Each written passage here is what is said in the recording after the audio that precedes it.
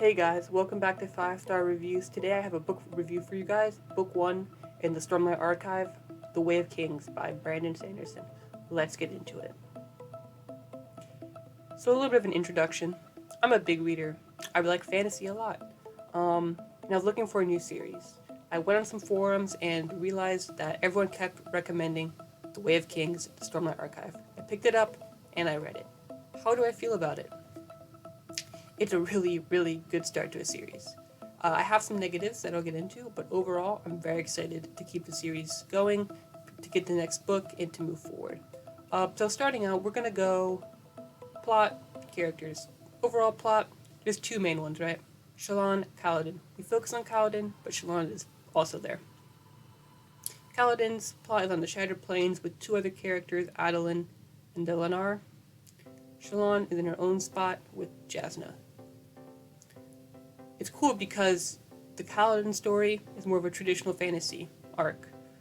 Gladiator, if you guys have seen that movie, it's like Gladiator. Starting out as a slave, moving up. Shalon is more modern espionage mystery, so it's cool to see the traditional and the modern blended so well.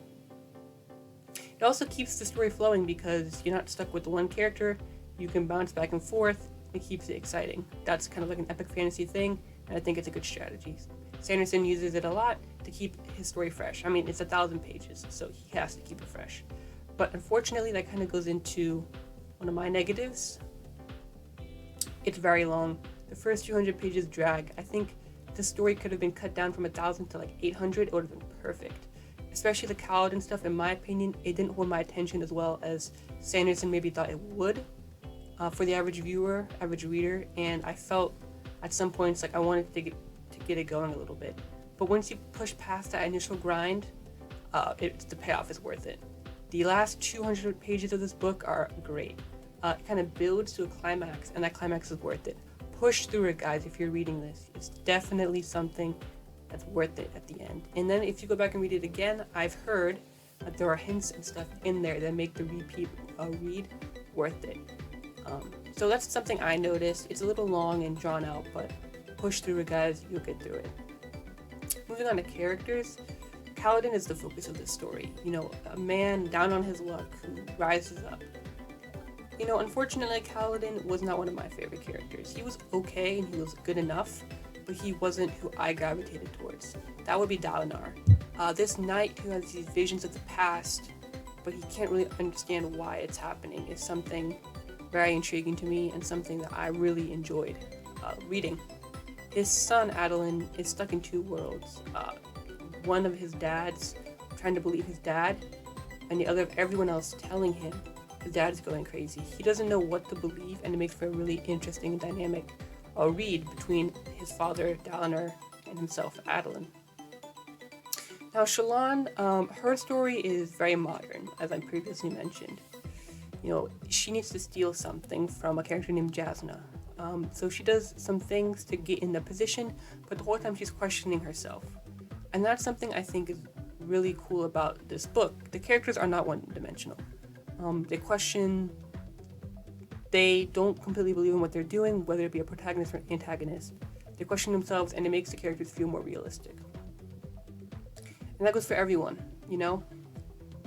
Unfortunately, with Kaladin, his questioning, I think, can be stretched out a little too long, which is why that's a negative for me, but for the rest of the characters, it's fine, it's great, I heavily enjoyed it.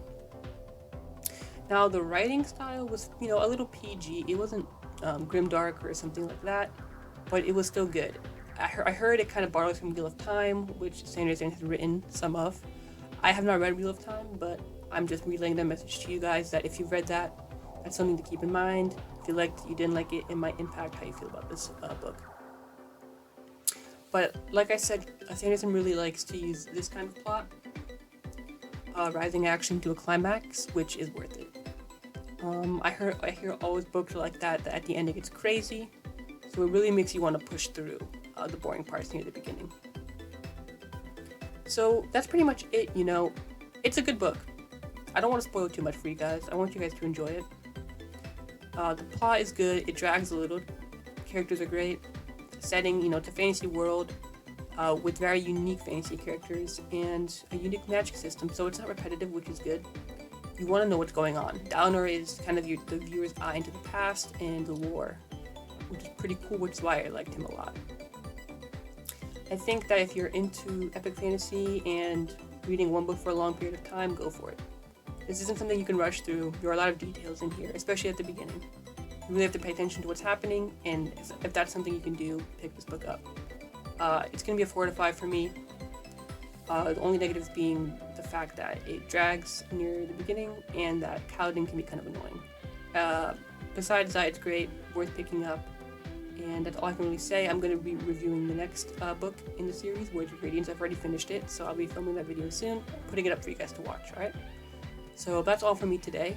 Let me know how I did, give any constructive criticism you guys feel like would be helpful to me to make the videos better in the comments down below. Like and subscribe, turn those notifications on so that I can, feel some motivation to keep these videos going out for you guys, because I really enjoy doing it. All right, that's all from me here on 5-star reviews.